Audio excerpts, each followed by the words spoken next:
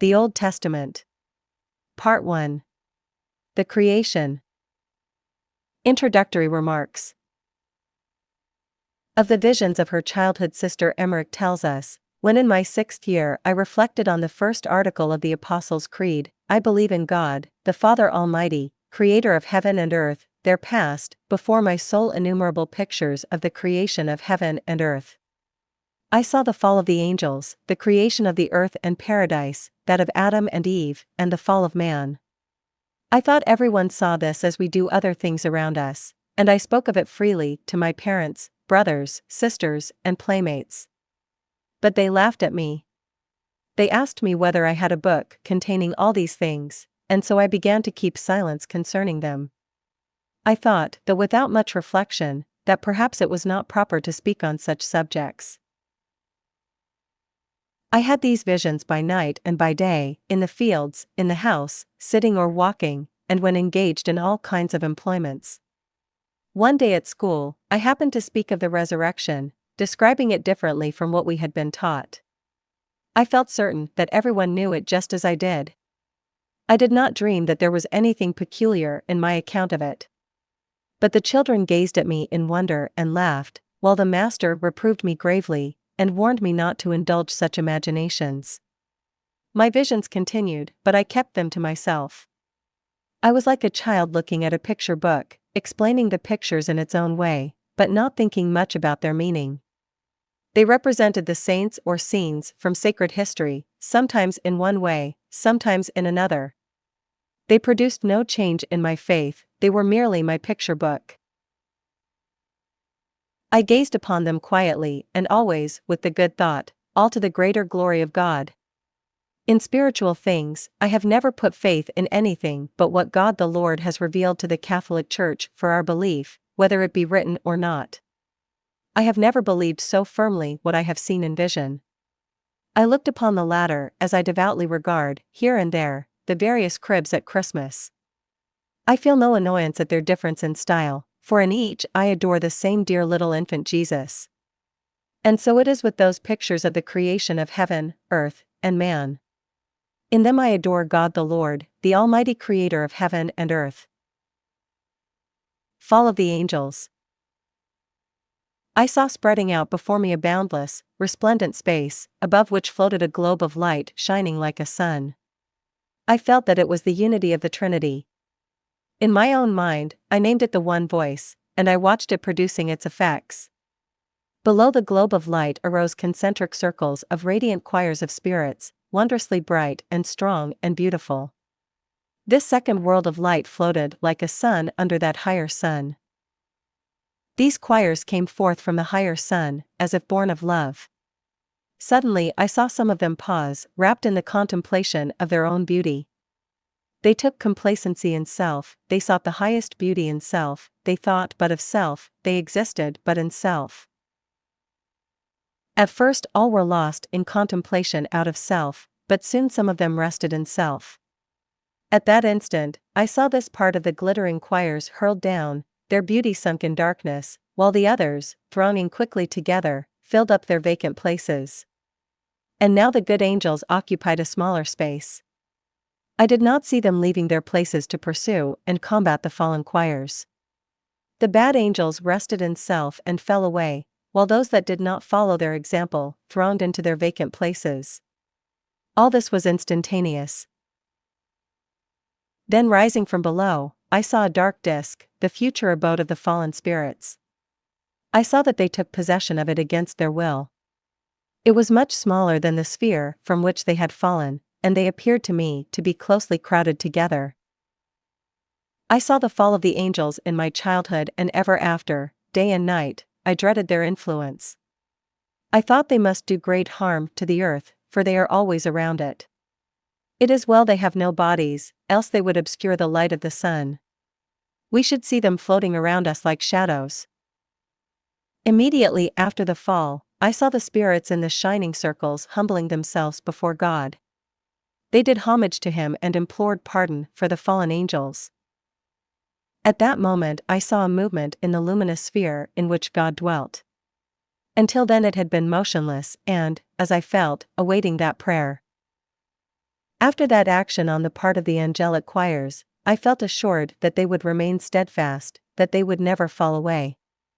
It was made known to me that God in his judgment, in his eternal sentence against the rebel angels, decreed the reign of strife until their vacant thrones are filled. But to fill those thrones seemed to me almost impossible, for it would take so long.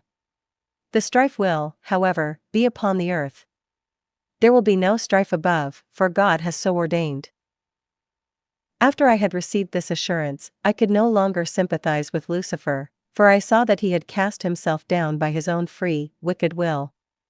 Neither could I feel such anger against Adam. On the contrary, I felt great sympathy for him because I thought, it has been thus ordained. Creation of the earth. Immediately after the prayer of the faithful choirs and that movement in the Godhead, I saw below me, not far from and to the right of the world of shadows, another dark globe arise.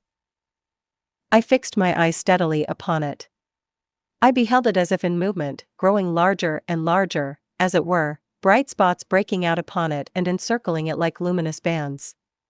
Here and there, they stretched out into brighter, broader plains, and at that moment I saw the form of the land setting boundaries to the water. In the bright places I saw a movement as of life, and on the land I beheld vegetation springing forth and myriads of living things arising. Child that I was, I fancied the plants were moving about. Up to this moment, there was only a gray light like the sunrise, like early morn breaking over the earth, like nature awakening from sleep. And now all other parts of the picture faded. The sky became blue, the sun burst forth, but I saw only one part of the earth lighted up and shining. That spot was charming, glorious, and I thought, there's paradise. While these changes were going on upon the dark globe, I saw, as it were, a streaming forth of light out of that highest of all the spheres, the God-sphere, that sphere in which God dwelt. It was as if the sun rose higher in the heavens, as if bright morning were awakening. It was the first morning. No created being had any knowledge of it, and it seemed as if all those created things had been there forever in their unsullied innocence. As the sun rose higher, I saw the plants and trees growing larger and larger. The waters became clearer and holier, colors grew purer and brighter, all was unspeakably charming. Creation was not then as it is now. Plants and flowers and trees had other forms. They are wild and misshapen now compared with what they were, for all things are now thoroughly degenerate. When looking at the plants and fruits of our gardens, apricots, for instance, which in southern climes are, as I have seen, so different from ours, so large, magnificent, and delicious, I often think, as miserable as are our fruits compared with those of the south, are the latter when compared with the fruits of paradise. I saw their roses, white and red, and I thought them symbols of Christ's passion and our redemption. I saw also palm trees and others, high and spreading, which cast their branches afar, as if forming roofs. Before the sun appeared, earthly things were puny, but in his beams they gradually increased in size, until they attained full growth.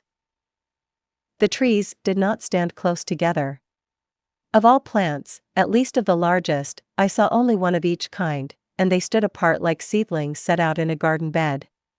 Vegetation was luxuriant, perfectly green, of a species pure, sound, and exempt from decay.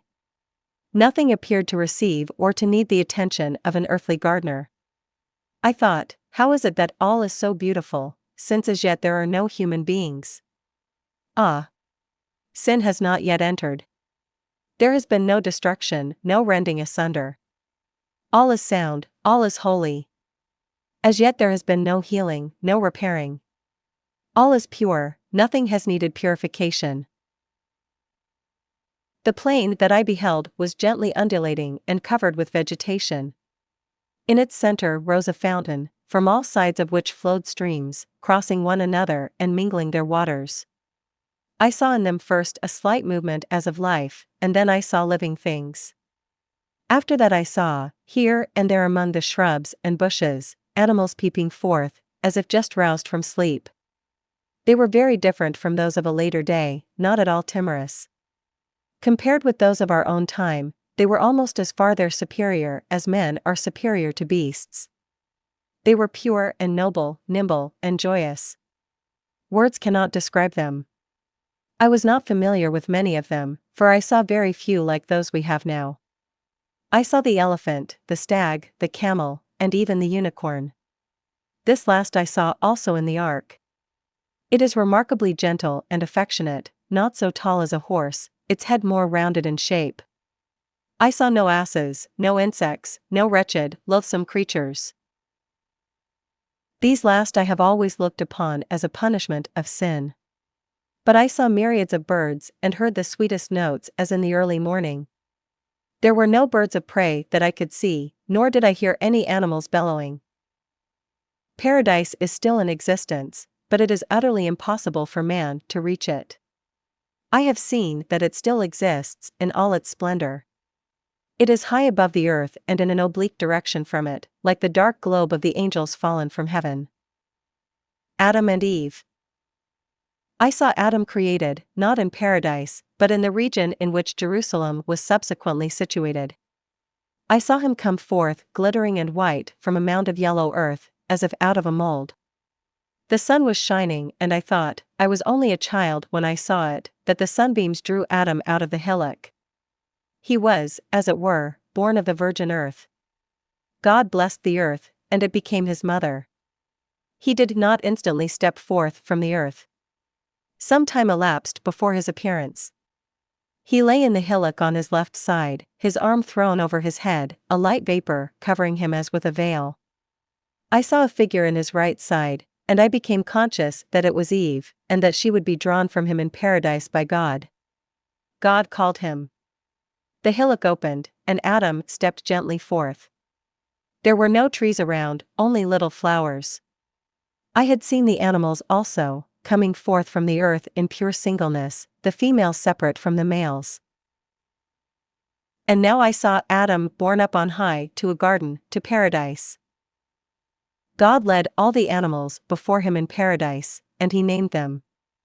They followed him and gamboled around him, for all things served him before he sinned. All that he named, afterward followed him to earth.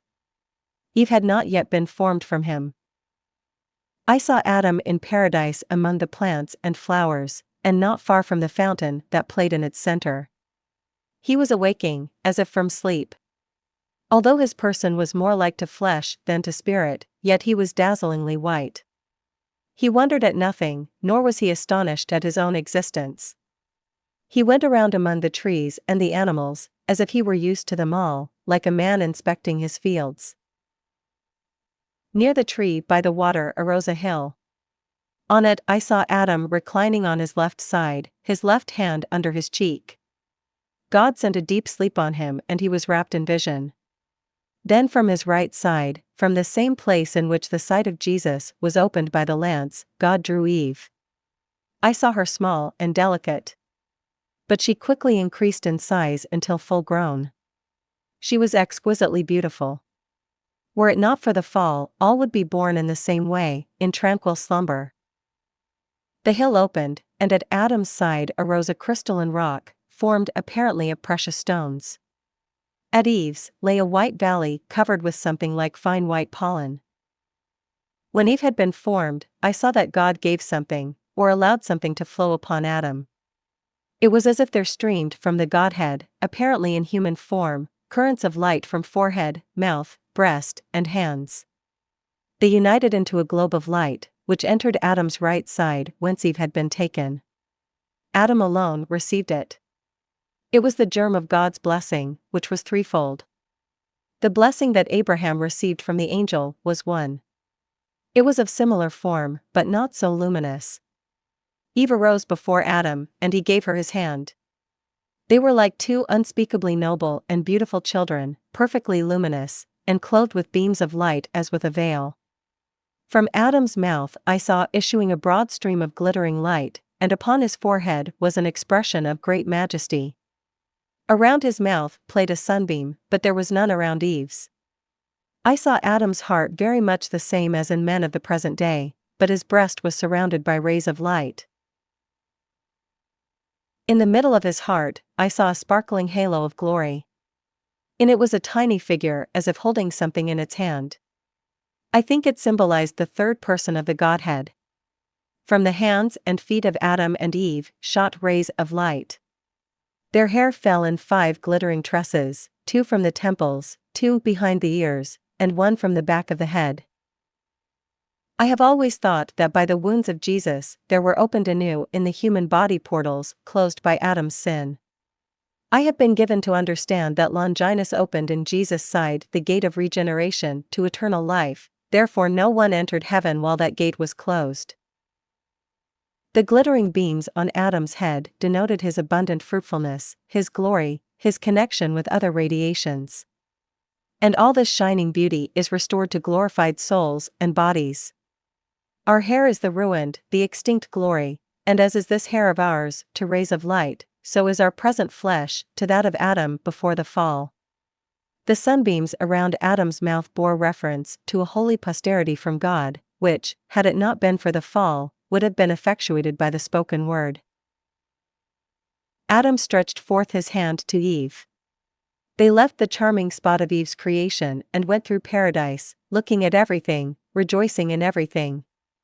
That place was the highest in paradise. All was more radiant, more resplendent there than elsewhere. The tree of life and the tree of knowledge. In the center of the glittering garden, I saw a sheet of water in which lay an island connected with the opposite land by a pier. Both island and pier were covered with beautiful trees, but in the middle of the former stood one more magnificent than the others. It towered high over them as if guarding them. Its roots extended over the whole island as did also its branches, which were broad below and tapering to a point above. Its boughs were horizontal, and from them arose others like little trees.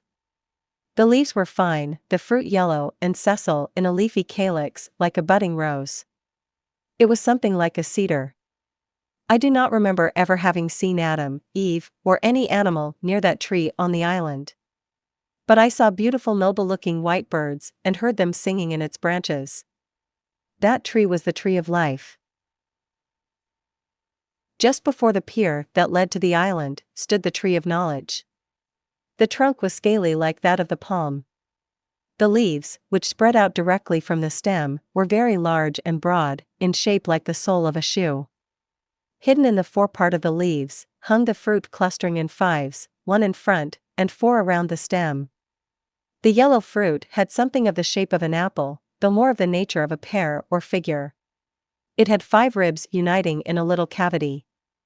It was pulpy like a fig inside, of the color of brown sugar, and streaked with blood-red veins.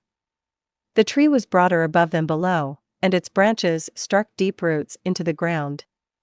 I see a species of this tree still in warm countries. Its branches throw down shoots to the earth where they root and rise as new trunks.